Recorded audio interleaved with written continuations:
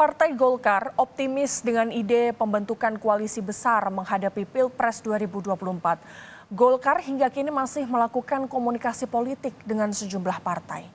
Ketua Umum Golkar, Erlangga Hartarto, menyampaikan partainya bersama dengan PKB masih menjadi motor untuk terbentuknya koalisi besar.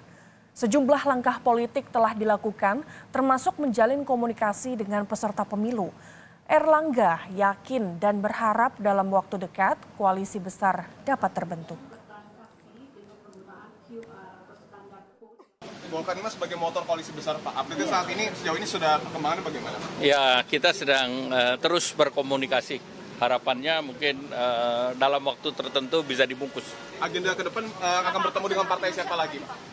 Agenda ke depan akan pergi ke Labuan Bajo. Terima kasih.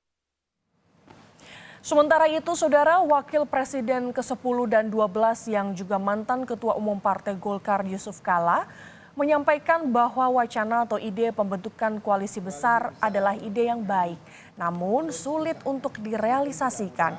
Menurut JK, setiap pemilihan umum masing-masing partai memiliki kepentingan yang berbeda-beda. Ia pun menegaskan agar demokrasi dapat berjalan dengan baik.